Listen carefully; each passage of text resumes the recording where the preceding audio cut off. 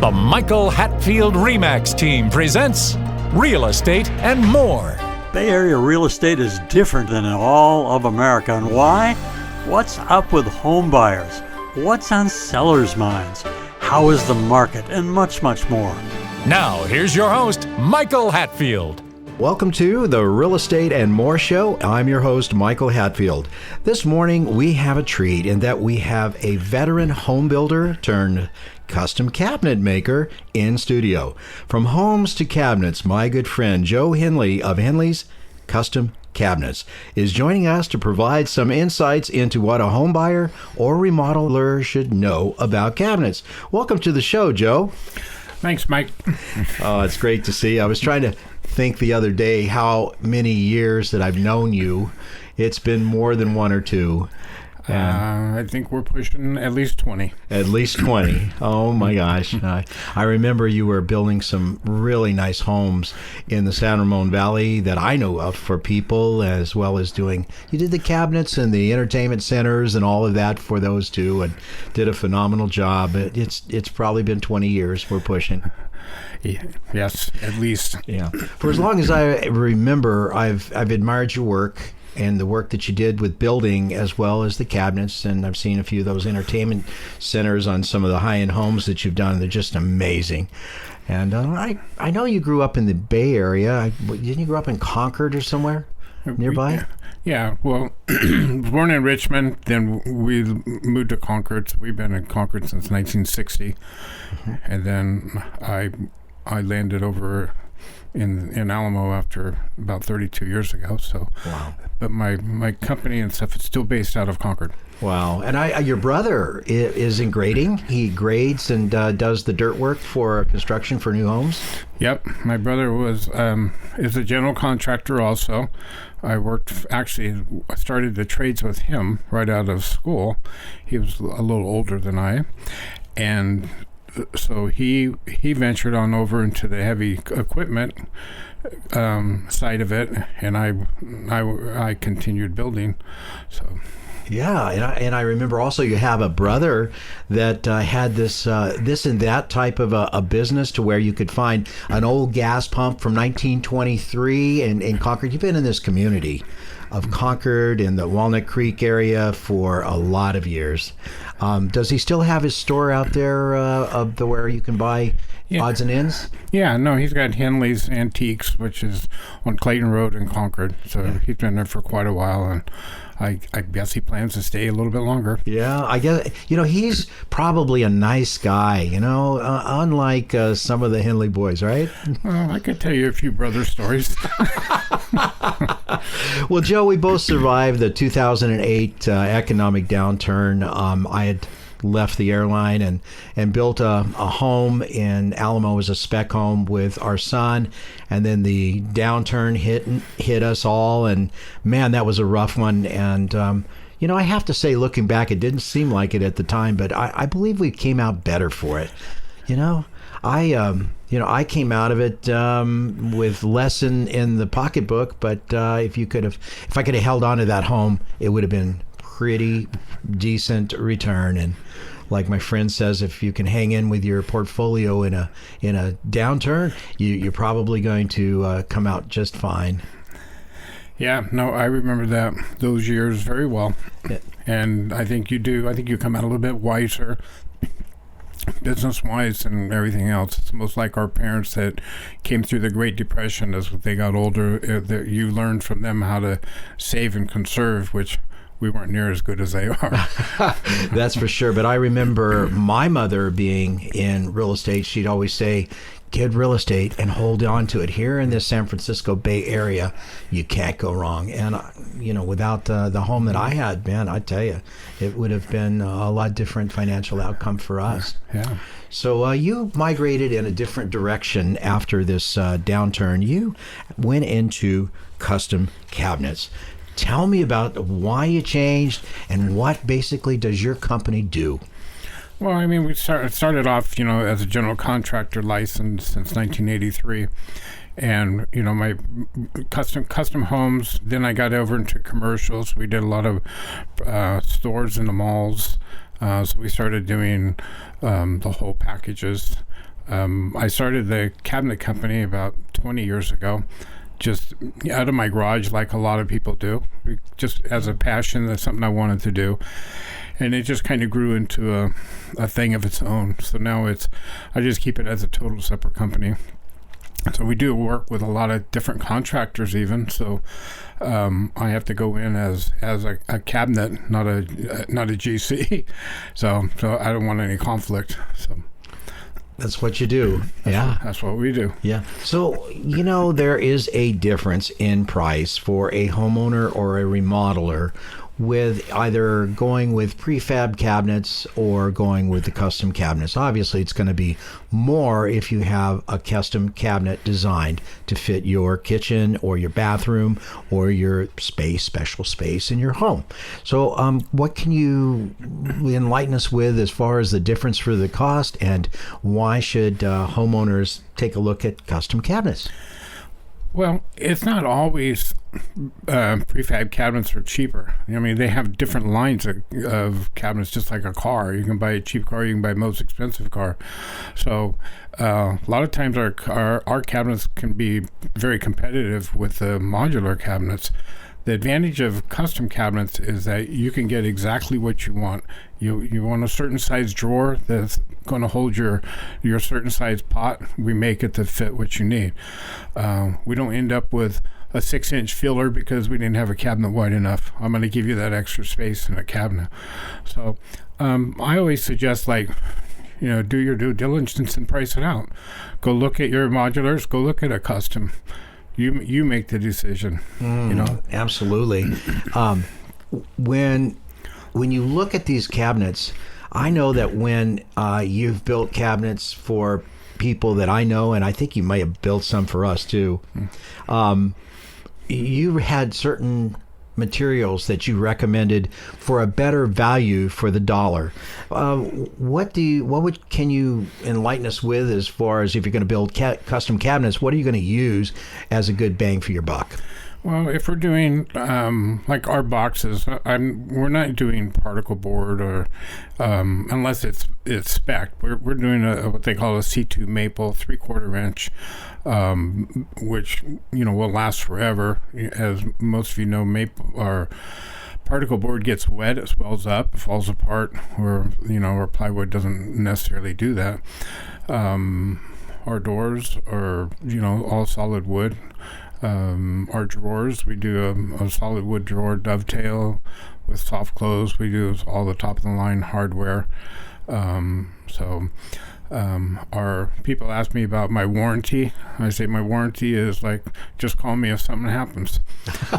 So I've had people call me 5-6 years later and say, hey, something happened. Something happened, or my kid was swinging on this door and broke it, and we'll take care of it. Yeah. So. I just try to take care of people the way I want to be taken care of. Certainly understand that. I just came from a couple home inspections down in Fremont, and I've known these inspectors for a while. Both of them are kind of ornery, but the first thing that they do in the kitchen is they look at the quality of the drawers. I don't know if it's a curiosity thing or if it's something that they do as part of their home inspection. I don't see anything referencing in their reports that they've looked in this is really nice maple boxes and they got alder doors on them, or I don't see any of that, and it's soft close or whatever, but they do look at the level of quality of the cabinets, as do I as a real estate person. So it's important. You like the alder doors when you build cabinets? Do you think that's a good value? Alder's a nice wood. It used to kind of take the place of cherry when the cherry was just a little too expensive. People could use alder and almost get the same look because it stains up nice. And then if you really want to go to more of a rustic look, you have a knotty alder, which is more what you find in your cabins and things like that. So it's a beautiful wood. Yeah. And as far as inspection, when I go in and look at drawers and stuff like that, I do the same thing. Basically what I'm looking at is what hardware do they use, and I'll pull it. If it's a hardware you can't see, it's underneath, I'll pull it out and look, because a lot of times it's a plastic, really cheap hardware, and a lot of these cabinets that you can get, they look nice, but they don't stand the test of time. We're going to take a very short break. If you or someone you know is thinking about buying or selling a home, call the Michael Hatfield RE/MAX team at 925-322-7775. That's 925-322-7775. Or go to michaelhatfieldhomes.com. Again, michaelhatfieldhomes.com. Now back to our show.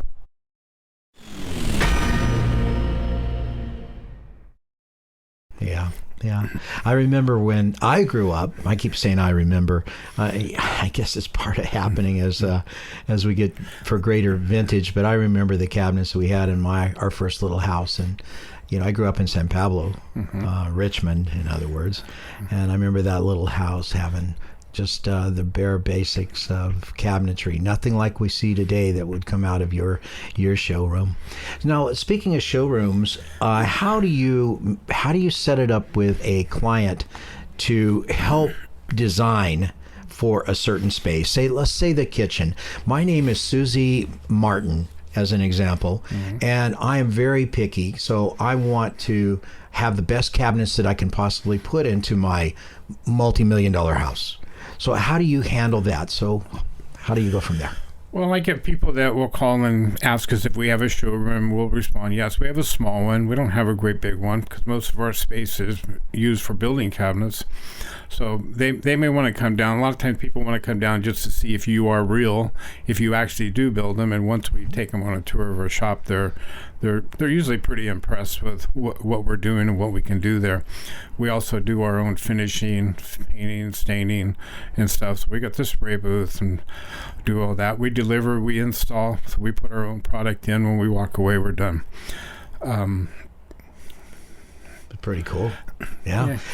When so they come down and you do the design right there on the spot. If you need to see, if a client needs to see how it looks with a certain door or whatever, does your computer system software show her that? Yeah, Susie Martin? We use one of the top of the line design programs, but usually what I'll do is I'll suggest that I do a site visit and meet with the people at their home. It gives me a better idea. I can see the space they want to work in. I can see what will work, what won't work. I also look at their decor to see what their style is so that I can kind of direct them. We get, some that are over the top modern, and we get some that are really conservative or really, I want a farm style. So you have to really be able to look at that and put that into your thought. Like, it's not what I like, it's what they like, and put it together. So I'll do a design for them and work with them and help them get it going. If they need a designer, we have 3 or 4 different designers that we can refer to them. We had our own in-house designer, but I find myself wanting to do most of the design work. So, but we do have designers that we can recommend to them. That comes out. Now today, a lot of people are putting the white look into the kitchens. And I know that we see the newer homes, we see a lot of white look with the quartz tops, the countertops and such. As a percentage, do you see a lot of change between how many people are putting really nice wood finishes as opposed to the white finishes? Well, I mean, we're still white's always going to be a popular color for cabinets. What we are seeing is that people are doing their island cabinets, maybe in a whole different wood. Like walnut has become really, really popular, and rift cut oak has become extremely popular. So it almost becomes like a piece of furniture sitting in the middle of your room. I have one project right now that I'm putting together, and they want a beaded look. It's a rivet. How do you explain it? It's a rivet-looking door, but and it's all out of rift cut oak. So it gets a little costly. That part does, but for the most part, I have another project I'm doing where the island and the hood and a coffee bar are all being made out of alder stained, and the rest is a gray color paint. So it's a nice contrast. It's different. Also finding that the doors People are still liking the shaker door, but they're going with a much skinnier look and different styles like that. So. Now, on the islands, are you finding the islands are still getting bigger, or are they holding their normal shape? What are you finding these days with the new homes? I'm finding that the islands are whatever size will fit. 90% of the people want to be able to sit on an island, and we got a few that no, I just want it to work at. So I try to maintain a 3.5 foot distance around the other cabinets for working space. 3 foot is minimum. Some people want 4. So if I can get 42 or 44 inches in between, then I'll keep making that island as big as you want. But we also take into consideration what you're going to use on the top for slabs. You want to get it in one piece, so maybe you only want to go this big so that you don't have a seam. Yeah, so. We saw a really interesting home. It had this huge island, and in the center of it, it had a wood center, and it was like beautiful marble or some other granite top all the way around it. And it was huge. Mm-hmm. And in the center, it had this like 3x3 area there of wood. The interesting part about it was that piece of wood removed, and it was access to a safe room. Oh, wow. Is that not cool? Yeah. How many of those you built? Well, I haven't built stateroom, but I have built, we just actually finished a job in Danville a few months ago where the kitchen had pantries all along it, built a refrigerator, really nice. And then the one cabinet that you thought was a cabinet was actually a door that you pushed on, and you went into a big pantry where they had their ovens and everything else. So very amazing. And I have done the safe rooms where a bookcase, you open it and go in and you close it, and nobody will ever know what it is if it's done right. Not at first look, for sure. Yeah. So what steps are basically involved in getting your custom cabinet design and getting them installed, and how much lead time do you need? Usually I'll once I make a site visit, usually within the week, I'll have you some ideas, some drawings, some rough estimates, some good estimates, whatever it's going to take, as long as I know exactly what you want. Once you've decided that that's what you want, then we're averaging about 8 to 10 weeks right now on a turnaround time. Sometimes a little bit, if it's a little bit smaller one, it's a little bit faster, but on an average, we're 8 to 10. Well, Mr. Henley has told me that anyone that hears this on the program, that he'll knock a couple weeks off the design and the build and the installation process just because they've heard us on the phone here. Yeah, just as long as I don't have to lower my price, right? Yeah, there you go. So when it comes to price, if you were to do a 10-foot section of just medium custom cabinets without the countertop, as opposed to prefab, I don't know if it would be a lot different, but it would be different because everything is built to match. Well, there's companies out there that just charge by the foot. It can go anywhere from $600 to $1,400 a foot. I've seen it all over the board. I personally will take my footages, and then that will be a certain certain price for building the boxes, and then I'll figure out my square footage of doors, and I'll figure out how many drawers, because drawers are the probably most expensive part, and so I'll figure out how many drawers you want, and I have a line item for each of these that I work to come up with, and then I use a percentage of that for the finishing, painting, or staining, and then another percentage of that for our actual install cost. I'm usually not the cheapest, and I'm not the most expensive, but if I can come right in the middle, I say I'm right where I need to be. That's great. When you walk into a new home that's being built, and we touched on it a little bit earlier, and you said, well, I'm not going to tell everybody I'm a general contractor, I'm the cabinet guy, right. So you don't get any conflicts going. But when you walk in to a new home being built, and there's an architect and an interior designer, and the client is the person that's paying for it all is right there in the same room, how do you represent being able to work with your designer, the interior designer and the architect? I guess you got to get along with both of them, as well as the client, of course. Yeah, I mean, we work with several designers, mainly more than architects at this point when it gets down to that stage. And I say most of them will turn around and call us again and use it again, or say, oh, I have other jobs I want you to use. But it's like anything, most of them build a relationship with someone. And a lot of times they don't want to break that relationship, so you might be a one-time in there with them, but for some reason you're still on their mind, because every once in a while, might be a while, but they'll call you again about something. I sure understand that one. So back into the construction thing, I imagine it's going to be the same thing with cabinets. Once you have a firm design set in your mind, I would imagine I think that you want to keep that design. You don't want to make changes, because as a client, it's going to cost you more. Is that the same as it is with construction?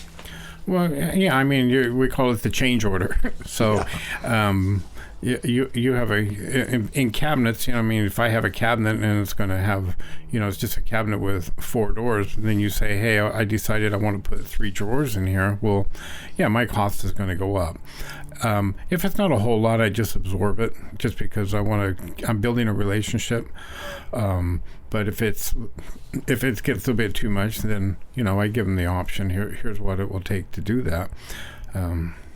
Well, speaking of building relationships, for people that have been around a while and have done good business throughout the Bay Area as well as anywhere, building the relationship is really important. You notice that quite often people today, they'll meet with you, and while they're meeting with you, they're playing with their iPad or their cell phone or what have you. They're not looking you in the eyes. It's not, you don't do business like that. Right. Tell me. No, it's hard, but a lot of our business, and I think most of construction business, is based on referrals. I used so-and-so, they did a great job. I mean, nowadays, social media, we got Nextdoor, we got, Facebook, whatever. People can really put your name out there. They can help you or hurt you. So, as far as, meeting with people, I try to approach it like, well, if I do a good job here, they're going to tell their neighbors. They're going to tell this person, that one. If I do a bad job, they're really going to tell their neighbors. Yeah. But that's one of the things I like about you, Joe, is that you look a person in their eye, and you make good business that way. And like I say, I've known you for over 20 years. You built churches, you built supermarkets, you built buildings, you custom buildings, and now you're just focusing, but you're focusing on custom cabinets and good quality cabinets for the public. And I think that's really valuable, very valuable. And you're building relationships with people. That takes me to an interview I had with Marty Sherman. Been around a long time, commercial real estate, sawmill, Arabian horses. Right. And he said something in the interview that was just amazing. And he says, I really like people until people do something to really disappoint me. And I like to say hi to everybody that walks down. I don't like to say hi to a cell phone. And if I see somebody walking down the street, I'm just going to say hi. And I said to him, well, what happens if you don't like that person? He says, I don't walk down that street. Exactly. Well, we have a lot in common. And as a very interesting aside, I've known your daughter for years, both daughters. Actually, I have 3 daughters. I have 4. I haven't met the 4th, but of the 3. But one of them, Ariel, is just coming into her own. She's a New York Times best-selling author for her book, A Face for Picasso. And would you share a little bit about Ariel's new book before we have to close the curtain here? Yeah. Well, Ariel is an identical twin to Alexandria. They were born with a disease called Cruzon syndrome. They were diagnosed at 6 months, went through numerous surgeries, face reconstruction, just a lot of different issues, a lot of time in the hospital, 2 months at a time in the special place, I guess, ICU, whatever you call it. And then, so Ariel has really embraced the fact that she has this. She went on to University of Vermont, got a degree in political science and English, and then has a master from University of Pacific. And the other twin, her twin sister, has a degree from University of Pacific, a master's from Columbia, and another master's from Switzerland. So the two of them are very well to do as far as mentally goes. Healthy. Yeah. So Ariel chose to write about her adventure and the things, and it's amazing because even after I read it, I wasn't aware how a child could comprehend and absorb everything that was going on with them. So it was one of these things that I think every adult and I think every kid over 12 years old should read, because it just really opens your eyes to how we should look at people and treat people, and how unfairly we look at disabled people and people that don't look like you do or I do. Look a little different. You just don't know what's going on in my head. Exactly. We all have our little bit of demons, but this young lady, both of them have taken disadvantage and saying, I'm not going to dig out a hole and make a bunker and pull the lid over my head. Yeah. I'm going to take it and make an opportunity out of it, and you have to admire that. And I think that's pretty much what you've done over the years in your business, is that it's not been easy. It's not been easy for anyone. Yeah. But yet, here we are, Henley's Custom Cabinets, one of the foremost cabinet makers in the entire Bay Area, and a really fine gentleman. I'd like to say that it's a pleasure having you come in, having you on the show, and we've really enjoyed our time today, Joe. All right. Thank you, Michael. Yeah. I particularly liked how new home buyers and rebuilders are better prepared to select the important element of cabinetry for their homes. Based in Concord, Henley's Custom Cabinets may be reached at 925-687-7791. That's 925-687-7791, or joe@jdhenley.com. joe@jdhenley.com. Thank you for joining us today, Mr. Henley. You're welcome. I appreciate it. We're going to take a short break, and you've been listening to the Real Estate and More Show. Although the more in the title is probably more of what this show is all about. More means all else that has to do with life, topics of the day, and interesting people. I'm your host, Michael Hatfield, and we'll be right back with our next special guest. Please stay tuned.